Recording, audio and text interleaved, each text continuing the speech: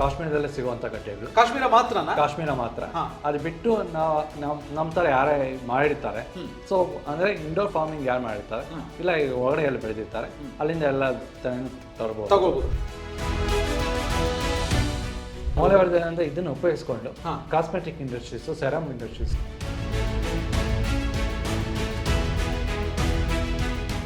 September ತಂದ್ರೆ ಮಾತ್ರ, September ತಿಂಗಳಲ್ಲಿ ನಾವು ಗಡ್ಡೆಗಳನ್ನು ತಂದಾಗ ಕ್ಲೀನ್ ಮಾಡಿ ಇಟ್ಟಾಗ ಅದರಲ್ಲಿ ಹೂವು ಬರೋದಕ್ಕೆ ಪ್ರಾರಂಭ ಮಾಡಿಬಿಡುತ್ತೆ. ಹೂವು ಬಂದು ಇದುವರೆ ತಗೊಂಡ ನಂತರ ನಾವು ನಾಟಿ ಮಾಡೋದಕ್ಕೆ ಹೋಗ್ಬೇಕು. ಹಾಯ್ ಹಲೋ ನಮಸ್ಕಾರ, ವೆಲ್ಕಮ್ ಟು ಬಾಸ್ವಾಲಾ ಫಾರ್ಮಿಂಗ್ ಚಾನೆಲ್.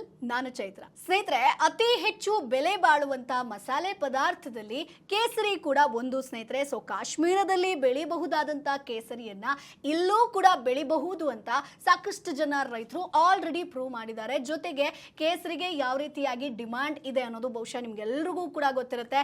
ಲಕ್ಷದಲ್ಲಿ ಬೆಲೆ ಬಾಳುತ್ತೆ. ಸೊ ಇದನ್ನ ನೀವು ಇನ್ ಕೇಸ್ ಅಂದ್ರೆ ಈಗ ಕೇಸರಿ ಕೃಷಿಯನ್ನ ನೀವು ಶುರು ಮಾಡ್ತೀರಿ ಅಂತಂದ್ರೆ ಚಿಕ್ಕ ಕೊಠಡಿಯಲ್ಲಿ ಶುರು ಮಾಡಬಹುದು.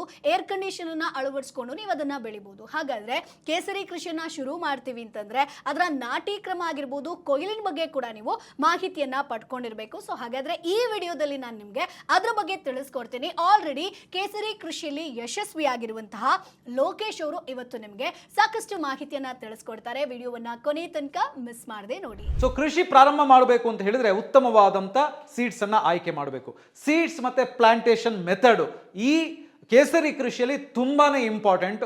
ಇದರಲ್ಲೇ ಏನಾದರೂ ನೀವು ಯಾಮಾರಿದ್ರಿ ಅಂತ ಹೇಳಿದ್ರೆ ಖಂಡಿತವಾಗ್ಲೂ ಈ ಕೃಷಿಯಲ್ಲಿ ಸಕ್ಸಸ್ ಆಗೋದು ಕಷ್ಟ. ಸೊ ಪ್ರಾಕ್ಟಿಕಲ್ ಆಗಿ ಈಗ ಯಾವ ಥರ ಈ ಕೇಸರಿ ಬೆಳೆಯನ್ನು ಬೆಳೆಯೋದಕ್ಕೆ ಗಡ್ಡೆಗಳನ್ನು ಆಯ್ಕೆ ಮಾಡ್ಕೊಳ್ಬೇಕು, ಅದಾದಮೇಲೆ ಅದನ್ನು ಹೆಂಗೆ ಪ್ಲಾಂಟೇಶನ್ ಮಾಡಬೇಕು, ಅದಾದಮೇಲೆ ಹಾರ್ವೆಸ್ಟ್ ಮಾಡೋದು ಹೆಂಗೆ, ಹಾರ್ವೆಸ್ಟ್ ಮಾಡಿದ ನಂತರ ನೀವು ಮಾರಾಟ ಮಾಡುವವರೆಗೆ ಅದನ್ನು ಸ್ಟೋರ್ ಮಾಡಿ ಇಟ್ಕೊಳ್ಳೋದು ಹೆಂಗೆ, ಇದೆಲ್ಲವನ್ನು ಕೂಡ ಪ್ರಾಕ್ಟಿಕಲ್ ಆಗಿ ನಮ್ಮ ಮಾರ್ಗದರ್ಶಕರಾಗಿರುವಂಥ ಲೋಕೇಶ್ ಅವರು ತಿಳಿಸ್ಕೊಡ್ತಾರೆ. ಅವ್ರ ಜೊತೆಗೆ ಮಾತಾಡ್ತಾ ಹೋಗೋಣ. ಸರ್, ಈಗಾಗಲೇ ನೀವು ಯೂನಿಟ್ ಸೆಟಪ್ ಮಾಡೋದು ಹೇಗೆ ಅಂತ ಹೇಳುವಂಥದ್ದನ್ನು ಲಾಸ್ಟ್ ಮಾಡ್ಯೂಲಲ್ಲಿ ಪ್ರಾಕ್ಟಿಕಲ್ ಆಗಿ ಎಕ್ಸ್ಪ್ಲೈನ್ ಮಾಡಿದ್ರಿ. ಇನ್ನೇನಿದ್ರು ಕೂಡ ನಾವು ಕೇಸರಿ ಕೃಷಿಯನ್ನು ಆರಂಭ ಮಾಡೋದೇ ಅಲ್ವಾ? ಹೌದು. ಯೂನಿಟ್ ಸೆಟಪ್ ಆದ್ಮೇಲೆ ಅದೇ ತಾನೆ ನೆಕ್ಸ್ಟ್ ಬರೋದು. ಸೊ ಇಲ್ಲಿ ಈಗ ಇದು ಆಲ್ರೆಡಿ ನೀವು ಹೇಳಿದ್ರಿ, ಇದು ಏನು ಸಸಿ ತಂದು ನಾಟಿ ಮಾಡುವಂಥದ್ದಲ್ಲ, ಗೆಡ್ಡೆ ತಂದು ಮಾಡೋದು ಅಂತ ಹೇಳಿ. ಸೊ ಗೆಡ್ಡೆಗಳು ಕೂಡ ನಮ್ಮಲ್ಲಿ ಸಿಗಲ್ಲ, ನಾವು ಬೇರೆ ಕಡೆಯಿಂದ ತರಬೇಕಲ್ವಾ? ಸೊ ನಾವು ಈಗ ಗೆಡ್ಡೆಗಳನ್ನ ತರಬೇಕು ಅಂತ ಹೇಳಿದ್ರೆ ಎಲ್ಲಿಂದ ಗೆಡ್ಡೆಗಳನ್ನ ತರಬೇಕಾಗುತ್ತೆ? ಇದು ನಮಗೆ ಕಾಶ್ಮೀರದಲ್ಲೇ ಸಿಗುವಂತ ಗಡ್ಡೆಗಳು. ಕಾಶ್ಮೀರ ಮಾತ್ರನಾ? ಕಾಶ್ಮೀರ ಮಾತ್ರ. ಅದು ಬಿಟ್ಟು ನಮ್ಮ ತರ ಯಾರೇ ಮಾಡಿರ್ತಾರೆ, ಸೊ ಅಂದ್ರೆ ಇಂಡೋರ್ ಫಾರ್ಮಿಂಗ್ ಯಾರು ಮಾಡಿರ್ತಾರೆ ಇಲ್ಲ ಹೊರಗಡೆ ಎಲ್ಲ ಬೆಳೆದಿರ್ತಾರೆ, ಅಲ್ಲಿಂದ ಎಲ್ಲ ತಗೋಬಹುದು. ಈಗ ಕಾಶ್ಮೀರದಿಂದ ನೀವು ತರಿಸಬಹುದು, ಒಂದು ಆಪ್ಷನ್. ಎರಡನೇ ಆಪ್ಷನ್ ಇದನ್ನ ಇಂಡೋರ್ ಅಲ್ಲಿ ಯಾರಾದ್ರೂ ಮಾಡ್ತಾ ಇದಾರಲ್ಲ ಅವರಿಂದ ಬೇಕಾದ್ರೂ ಗೆಡ್ಡೆಗಳನ್ನ ತರಬಹುದು. ಸರಿ, ಈಗ ಇಲ್ಲೊಂದು ಪ್ರಶ್ನೆ ಬರುತ್ತೆ. ಕಾಶ್ಮೀರದಲ್ಲಿ ಓಪನ್ ಫೀಲ್ಡ್ ಅಲ್ಲಿ ಬೆಳೀತಾರೆ, ಸೊ ಆ ಗಡ್ಡೆಗಳನ್ನ ತಂದ್ರೆ ಅದನ್ನೇ ಇಂಡೋರ್ ನಲ್ಲಿ ಬೆಳೆಯೋದಾ ಅಥವಾ ಇಂಡೋರ್ ನಲ್ಲಿ ಬೆಳೆಯುವಂತದ್ದೇ ಗೆಡ್ಡೆಗಳನ್ನ ತರಿಸಬೇಕಾಗತ್ತಾ? ಸೊ ಇಂಡೋರ್ ನಲ್ಲಿ ಬೆಳೆದಿರೋ ಗಡ್ಡೆಗಳಾದ್ರೆ ಕಂಟಾಮಿನೇಷನ್ ಇರೋದಿಲ್ಲ, ಎತ್ತಿ ಇರುತ್ತೆ, ಮತ್ತೆ ಸಾರ್ಟಿಂಗ್ ಆಗಿರುತ್ತೆ. ನಾವು ಕಾಶ್ಮೀರದಿಂದ ತರಿಸಿದಾಗ ಏನಾಗುತ್ತೆ, ಈ ಗಡ್ಡೆಗಳು ತುಂಬಾ ಸಣ್ಣದು ಇರುತ್ತೆ, ದಪ್ಪದು ಇರುತ್ತೆ, ಎಲ್ಲ ಮಿಕ್ಸಿಂಗ್ ಇರುತ್ತೆ, ಮತ್ತೆ ಗಲೀಜಿಂದ ಕೂಡಿರುತ್ತೆ. ಅಂದ್ರೆ ಮಣ್ಣು, ಕಸ, ಕಡ್ಡಿ ಎಲ್ಲ ಕೂಡಿ ಇರುತ್ತೆ. ಸೊ ವೇಸ್ಟೇಜ್ ಜಾಸ್ತಿ ಬರುತ್ತೆ. ಬೆಸ್ಟ್ ಯಾವ್ದು ಆಗಿದ್ರೆ? ಬೆಸ್ಟ್ ಇಂಡೋರ್ ಇಂದ ಮಾಡಿರೋ ಅಂತದ್ದು ಮೊದಲೇ ಕಂಟಾಮಿನೇಷನ್ ತೆಗೆದಿರ್ತಾರೆ ಅವರು. ಸೊ ಹಾಗಾಗಿ ಅದು ಕಾಯಿಲೆ ಏನು ಬರ್ದಿರುತ್ತೆ. ಸೊ ಆತ ತಗೊಳ್ಳೋದು ಉತ್ತಮ. ಸೂಪರ್. ಸೊ ಈಗ ಗೆಡ್ಡೆಗಳ ಆಯ್ಕೆ ಅಂತ ಬರುತ್ತೆ. ಸೊ ಈ ಗೆಡ್ಡೆಗಳನ್ನ ಹೊರತಾಗಿದ್ದನ್ನು ನಾವು ಸೀಡ್ಸ್ ಹಾಕಿ ಏನು ಮಾಡ್ಲಿಕ್ಕೆ ಆಗಲ್ಲ. ಸೀಡ್ಸ್ ಆಪ್ಷನ್ ಇಲ್ಲ, ಗಡ್ಡೆ ಬೇಕೇ ಬೇಕಾಗುತ್ತೆ. ಗೆಡ್ಡೆ ಬೇಕೇ. ಇದಕ್ಕೆ ಬೀಜ ಬರೋದಿಲ್ಲ, ಬೀಜ ಉತ್ಪಾದನೆ ಮಾಡೋದಿಲ್ಲ ಈ ಸಸ್ಯ. ಬೀಜ ಉತ್ಪಾದನೆ ಮಾಡದೇ ಇರುವಂತ ಸಸ್ಯ ಜಾತಿಗೆ ಸೇರಿರುವಂತ ಇದು. ಸೊ ಗಡ್ಡೆಯನ್ನೇ ನಾಟಿ ಮಾಡಬೇಕಾಗುತ್ತೆ. ಸೊ ಈಗ ಫಾರ್ ಎಕ್ಸಾಂಪಲ್ ನೀವು ಕಾಶ್ಮೀರದಿಂದ ತರಿಸಿದಲ್ವಾ? ಸೊ ಕಾಶ್ಮೀರದಿಂದ ನೀವು ತರಿಸಬೇಕಿದ್ರೆ ಹೇಗೆ ಕಾಂಟ್ಯಾಕ್ಟ್ ಮಾಡಿದ್ರಿ ಅವರನ್ನ? ನಾವು ಕಾಂಟ್ಯಾಕ್ಟ್ ಮಾಡಿದ್ದೇನಂದ್ರೆ ಅಲ್ಲಿ ನಮ್ಮ ಫ್ರೆಂಡ್ ಇದ್ದಾನೆ ಆಕ್ಚುಲಿ ಕಾಶ್ಮೀರದಲ್ಲಿ. ಸೊ ಅವ್ನ ಮುಖಾಂತರ ಕಾಂಟ್ಯಾಕ್ಟ್ ಮಾಡಿ ಅಲ್ಲಿ ಅವನ ಮುಖಾಂತರ ತರಿಸ್ಕೊಂಡ್ವಿ. ಈಗ ಒಂದ್ ವೇಳೆ ಯಾರೋ ಫ್ರೆಂಡ್ ಇಲ್ಲ ಅಥವಾ ಯಾರೋ ಹೋದ್ರು, ಈಗ ನಮ್ಮ ಫ್ರೆಂಡ್ಸ್ ಯಾರೋ ಹೋಗ್ತಾರೆ ಅಥವಾ ಯಾರೋ ಹೋಗುವಂಥವ್ರು ಗೊತ್ತಿರ್ತಾರೆ ನಮಗೆ, ಕಾಶ್ಮೀರಕ್ಕೆ ಯಾರಾದ್ರೂ ಟೂರಿಸ್ಟ್ ಪ್ಲೇಸ್ ಅಲ್ವಾ? ಸೊ ಅವ್ರ ಹತ್ರ ಹೇಳಿ ನಾವು ತರಿಸೋದಕ್ಕೆ ಅವಕಾಶ ಇದೆಯಾ? ತರಿಸಬಹುದು, ಫ್ಲೈಟ್ ಅಲ್ಲೆಲ್ಲ ತರಿಸಬಹುದು, ಏನ್ ಸಮಸ್ಯೆ ಇಲ್ಲ? ಸಮಸ್ಯೆ ಇಲ್ಲ. Okay, fine. ಕಾಶ್ಮೀರ ಅಂತ ಹೇಳಿ ನಾವು ಡಿಸೈಡ್ ಮಾಡಿದ್ವಿ. ಈಗ ಯಾರೋ ಬೆಳೆಯೋರಿಂದ ತರಿಸ್ತೀವಿ ಅಂತ ಹೇಳಿದ್ರೆ ನಿಮ್ಗೇನು ಜಾಸ್ತಿ ತಲೆ ಬಿಸಿ ಏನಿಲ್ಲ. ಈಗ ಲೋಕೇಶ್ ಅವ್ರ ಹತ್ರ ನನ್ಗೊಂದು 1 kg ಗಡ್ಡೆ ಕೊಡಿ ಅಂತ ಹೇಳಿದ್ರೆ ಲೋಕೇಶ್ ಅವ್ರು ನಂಗೆ ಕಳಿಸ್ಕೊಡ್ತಾರೆ ಅಂದ್ರೆ ಏನು ಸಮಸ್ಯೆ ಇಲ್ಲ. ಅಂದ್ರೆ ಇಂಡೋರ್ ಅಲ್ಲಿ ಬೆಳೆಯೋರ ಹತ್ರ ನಾವು ತಗೋಬಹುದು. ಮತ್ತೆ ಒನ್ ಟೈಮ್ ಮಾತ್ರ ನಾವು ತಗೋಬೇಕಾಗಿರೋದು, ಒಂದೇ ಟೈಮ್, ಅದು 10 kg ಇದ್ರೆ ಸಾಕಾಗುತ್ತೆ. ಸೊ ಈಗ ಕಾಶ್ಮೀರದಿಂದ ನಾವು ತರಿಸ್ತೀವಿ, ನಮ್ಗೆ ಗೊತ್ತಿಲ್ಲ ಅದ್ರ ಬಗ್ಗೆ, ನಾವು ಹೆಂಗೆ ಇದನ್ನ ಸೀಡ್ಸ್ ಅಥವಾ ಗೆಡ್ಡೆಯನ್ನ ಆಯ್ಕೆ ಮಾಡ್ಕೊಳ್ಳೋದು? ನಮಗೆ ಆಪ್ಷನ್ ಇರಲ್ಲ, ಅವರೇ ಕಳಿಸೋದಲ್ವಾ? ಅವ್ರಿಗೆ ಹೇಳುವಾಗ ನಾವು ಏನ್ ಹೇಳ್ಬೇಕು ಗಡ್ಡೆಗಳ ಬಗ್ಗೆ? ನೀವು ಏನೇ ಹೇಳಿದ್ರು ಅವ್ರು ಕಳಿಸೋದೆಲ್ಲ ಮಿಕ್ಸಿಂಗ್ ಸಾರ್ಟಿಂಗ್ ಮಾಡಿ ಅಂತ ಕಳ್ಸೋದಿಲ್ಲ. 10 kg ಮಿಕ್ಸಿಂಗ್ ಒಟ್ಟಿಗೆ ಎಲ್ಲ ಬಿಟ್ಟು ಮಣ್ಣಲ್ಲಿ ಹಾಗೆ ಆಗುದು. ಏನ್ ಆಗ್ತಿದ್ದಾರೆ ಮಣ್ಣು ಸಮೇತ ಪ್ಯಾಕ್ ಮಾಡಿ ಕಳ್ಸ್ಬಿಡ್ತಾನೆ ನಿಮ್ಗೆ. ಸೊ ಅದರಲ್ಲಿ ಯಾವ ಯಾವ ತರದ ವೆರೈಟಿ ಇದೆ? ವೆರೈಟಿ ಅಂತ ಇದೇನಾ ವೆರೈಟಿ ಅಲ್ಲ? ವೆರೈಟಿ. ಸೊ ಇದರಲ್ಲಿ ಏನು ವೆರೈಟಿ ಒಂದೊಂದು ಎಕ್ಸ್ಪ್ಲೈನ್ ಮಾಡಿ ಸರ್. ಇವಾಗ ಇದು ಏನು ಇಷ್ಟು ಸಣ್ಣದು ಇದೆಯಲ್ಲ, ಏನು ಇಷ್ಟು ಸಣ್ಣದು ಹಾಕಿರ್ತಾರ ಅವರು. ಸೊ ಇದೇನಿಗೆ ಅಷ್ಟು ಯೂಸ್ ಬರೋದಿಲ್ಲ, ನಮ್ಗೇನು ಯೂಸ್ ಆಗೋದಿಲ್ಲ ಅಷ್ಟು. ಸೊ ಇದನ್ನು ಹಾಕಿ ಕಳಿಸ್ಬಿಡ್ತಾರೆ, ಇದನ್ನ ಹಾಕಿ ಕಳಿಸ್ತಾರೆ. ಇದು ಯಾವ್ದಕ್ಕೆ ಯೂಸ್ ಆಗಲ್ಲ? ಯೂಸ್ ಆಗೋದಿಲ್ಲ, ಸುಮ್ಮನೆ ಇಟ್ಕೊಂಡಿದ್ದೀರಾ? ಇದು ಯೂಸ್ ಆಗಲ್ಲ.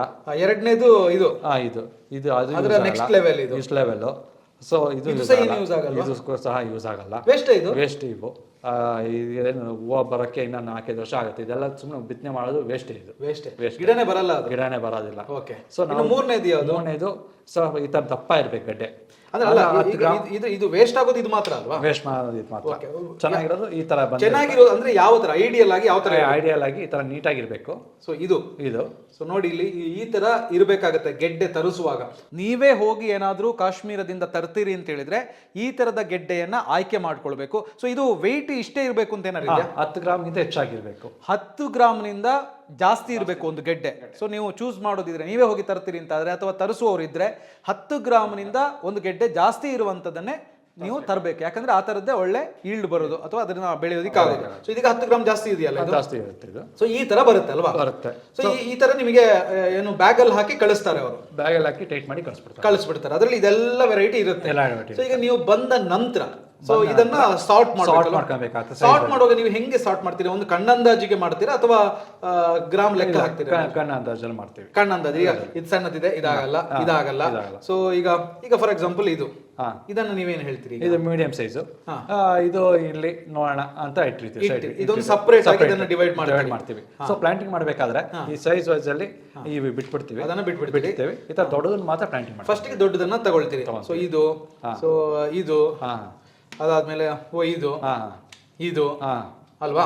ಈ ತರ ದೊಡ್ಡದನ್ನ ನೀವು ಫಸ್ಟ್ ಗೆ ಸಿಲೆಕ್ಟ್ ಮಾಡ್ತೀವಿ. ಈಗ ಇದನ್ನ ಸಾರ್ಟ್ ಮಾಡಾಯ್ತು, ಮೀಡಿಯಮ್, ಸ್ಮಾಲ್ ಮತ್ತೆ ನೀವು ನಾಟಿ ಮಾಡ್ಬೇಕಂತ ಲಾರ್ಜ್, ಇದನ್ನ ಡಿವೈಡ್ ಮಾಡಿದ್ರಿ. ಸ್ನೇಹಿತರೆ, ಈಗ ಕೇಸರಿ ಕೃಷಿಯನ್ನ ಕಡಿಮೆ ಜಾಗದಲ್ಲಿ ಮಾಡಬಹುದು, ಹೌದು. ಆದ್ರೆ ಕಾಶ್ಮೀರದಲ್ಲಿ ಆ ಒಂದು ವಾತಾವರಣದಲ್ಲಿ ಬೆಳೀತಿದ್ದಂತಹ ಬೆಳೆಯನ್ನ ಇಲ್ಲಿ ನಾವು ಬೆಳಿಬೇಕು ಅಂತಂದ್ರೆ ಒಂದಷ್ಟು ರೂಲ್ಸ್ ಗಳನ್ನ ನಾವು ಫಾಲೋ ಮಾಡಬೇಕಾಗತ್ತೆ. ಚೆನ್ನಾಗಿ ಇಳುವರಿ ಬರಬೇಕು ಅಂತಂದ್ರೆ ಮೊದಲನೇದಾಗಿ ನಮ್ಗೊಂದು ಡೌಟ್ ಕ್ರಿಯೇಟ್ ಆಗುತ್ತೆ, ಹೇಗಪ್ಪ ಇದನ್ನ ನಾಟಿ ಮಾಡೋದು, ಏನೇನ್ ಮೇಂಟೆನೆನ್ಸ್ ಇರುತ್ತೆ, ಸೊ ಖರ್ಚು ವೆಚ್ಚಗಳಾಗಿರ್ಬೋದು, ಎಷ್ಟು ಬಂಡವಾಳ ಬೇಕು, ಸರಿ ಈಗ ನಾವು ಕೇಸರಿ ಬೆಳೆದ ಮೇಲೆ ಕೊಯ್ಲು ಹೇಗೆ ಮಾಡೋದು, ಅದನ್ನ ಮಾರಾಟ ಹೇಗೆ ಮಾಡೋದು, ಇವೆಲ್ಲದರ ಬಗ್ಗೆ ಇನ್ ಡೀಟೇಲ್ ಆಗಿ ಮಾಹಿತಿ ಬೇಕು ಅಂತಂದ್ರೆ ಈಗಲೇ ಬಾಸ್ವಾಲಾ ಆಪ್ ನ ಡೌನ್ಲೋಡ್ ಮಾಡಿ. ಇಲ್ಲಿ ನಿಮಗೆ ಸುಮಾರು 5 ಗಂಟೆ 3 ನಿಮಿಷದ ಸಂಪೂರ್ಣ ಕೋರ್ಸ್ ಇದೆ. ಸೊ ಯಾರು ಇದರಲ್ಲಿ ಯಶಸ್ವಿಯಾಗಿದ್ದಾರೋ ಅವರೇ ನಿಮಗೆ ಸಾಕಷ್ಟು ಮಾಹಿತಿಯನ್ನ ತಿಳಿಸ್ಕೊಡ್ತಾರೆ. ಸೊ ಹಾಗಾಗಿ ನಮ್ಮ ಚಾನೆಲ್ ನ ಬಯೋದಲ್ಲಿ ಲಿಂಕ್ ಇದೆ, ಅದನ್ನ ಕ್ಲಿಕ್ ಮಾಡಿದ್ರೆ ಈಸಿಯಾಗಿ ನೀವು ಬಾಸ್ವಾಲಾ ಆಪ್ ನ ಡೌನ್ಲೋಡ್ ಮಾಡ್ಕೊಳ್ಬಹುದು. ನೀವು ಕೂಡ ಕೇಸರಿ ಕೃಷಿಯನ್ನ ಆರಾಮಾಗಿ ಶುರು ಮಾಡಬಹುದು. ಡಿವೈಡ್ ಮಾಡಿದ ನಂತರ ನೀವು ಮಾಡುವಂತ ಫಸ್ಟ್ ಕೆಲಸ ಏನು? ಫಸ್ಟ್ ಕೆಲಸ ನಾವು ಗಡ್ಡೆ ಬಂದ್ಮೇಲೆ ಕ್ಲೀನಿಂಗ್. ಸೊ ಇದನ್ನ ಕ್ಲೀನಿಂಗ್ ಅಂದ್ರೆ ಹೆಂಗೆ ಕ್ಲೀನ್ ಮಾಡೋದು? ಕ್ಲೀನಿಂಗ್ ಅಂದ್ರೆ ಇದ್ರ ಮೇಲೆ ಇರೋ ಸಿಪ್ಪೆ ಏನಿದೆ ಸ್ವಲ್ಪ ತೆಗಿಬೇಕಾಗುತ್ತೆ. ಮತ್ತೆ ಇನ್ ಚುಟ್ಟು ಅದೆಲ್ಲ ಇರುತ್ತೆ, ಅದನ್ನೆಲ್ಲ ಕಟ್ ಮಾಡಬೇಕು ನೀಟಾಗಿ. ಕಟ್ ಮಾಡಿದಾದ್ಮೇಲೆ ಅಲ್ಲ, ಇದು ಈಗ ಒಂದ್ ನಿಮಿಷ, ಈಗ ಈ ತರ ಬಂದಿರುತ್ತಲ್ಲ, ಇದನ್ನೆಲ್ಲ ಹಿಂಗೆ ತೆಗಿಬೇಕು. ಸೊ ಈ ತರ ಇದು ಕಂಡ್ರೆ ಪರವಾಗಿಲ್ವಾ? ಕಂಡ್ರೆ ಪರವಾಗಿಲ್ಲ, ಇದು ಕಂಡ್ರೆ ಪರವಾಗಿಲ್ಲ. ಬಟ್ ಇದೆಲ್ಲ ವೇಸ್ಟ್. ಇದು ಇಲ್ಲ, ಇರ್ಬೇಕು, ಸ್ವಲ್ಪ ಇರ್ಬೇಕು. ಮತ್ತೆ ಬಾಕಿ ಇದನ್ನೆಲ್ಲ ಅಂದ್ರೆ ತುಂಬಾ ಜಾಸ್ತಿ, ಈಗ ಫಾರ್ ಎಕ್ಸಾಂಪಲ್ ಈಗ ಇದರಲ್ಲಿ ಈಗ ಜಾಸ್ತಿ ಇದೆ ಅಂತ ಹೇಳಿದ್ರೆ ಇದನ್ನ ಹಿಂಗೆ ತೆಗೆಯೋದು.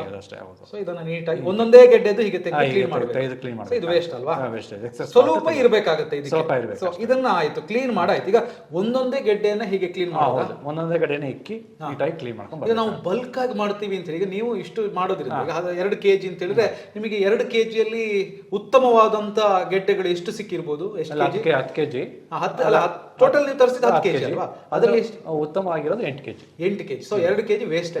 ಸೊ ಆ 8 kg ಅನ್ನ ನೀವು ಒಂದೊಂದನ್ನೇ ಬಿಡಿಸಬೇಕು. ಇದಕ್ಕೆ ಮಿಷಿನ್ ಏನಾದ್ರು ಇದೆಯಾ? ಮಿಷಿನ್ ಇಲ್ಲ, ಬೈ ಹ್ಯಾಂಡ್ ವರ್ಕ್. ಅದಕ್ಕೋಸ್ಕರ ಸಫ್ರನ್ ಕಾಸ್ಟ್ಲಿ ಇರೋದು. ಸೊ ಬೈ ಹ್ಯಾಂಡ್ ವರ್ಕೇ ಮಾಡ್ಬೇಕಾಗತ್ತೆ.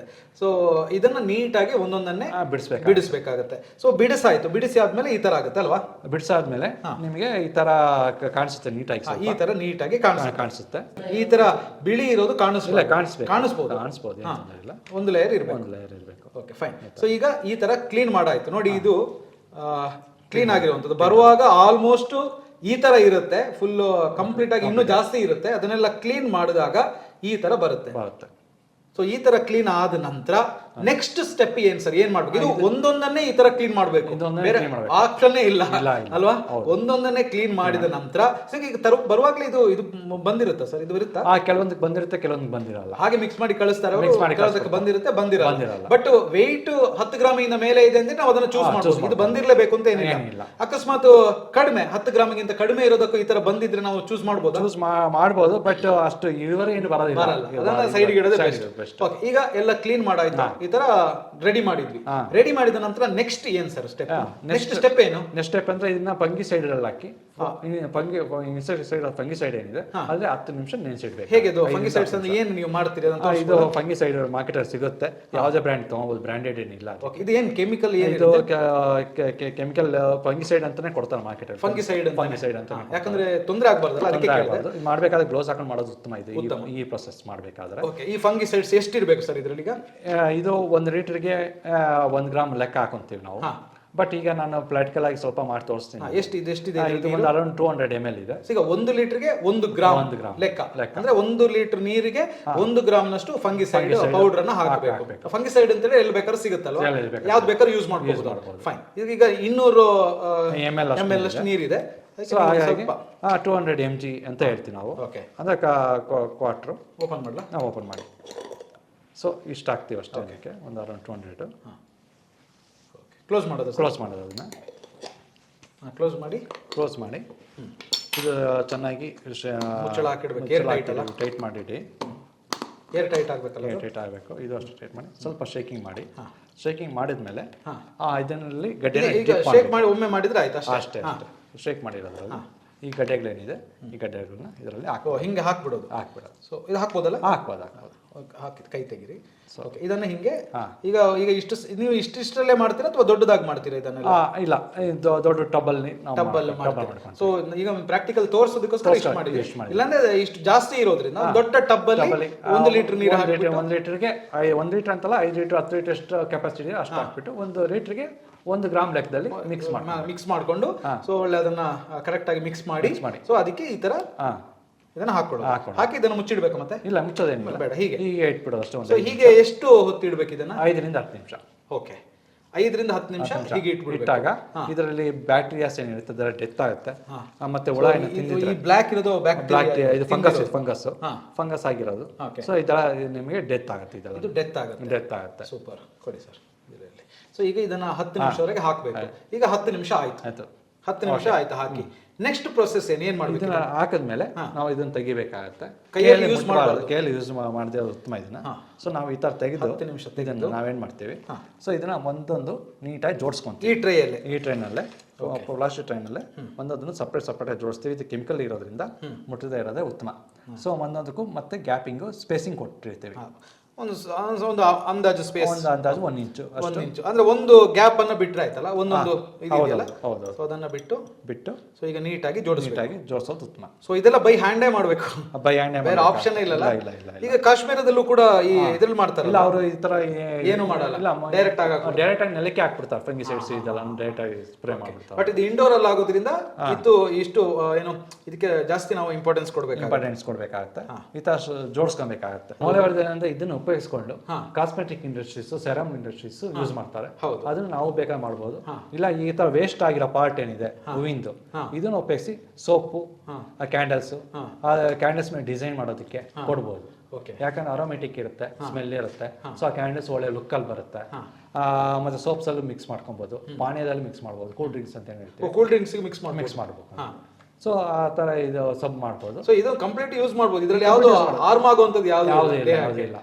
ಮತ್ತೆ ಇದರಲ್ಲಿ ಅಕ್ತರ್ ಅಂತ ಸಹ ತೆಗಿತಾ ಅಂತ ಕೇಳ್ಪಟ್ಟಿದ್ದೀನಿ ಈ ಹೂವಿನ ದರಗಳಲ್ಲಿ. ಸೊ ಅದು ಕೂಡ ಯೂಸ್ ಆಗುತ್ತೆ.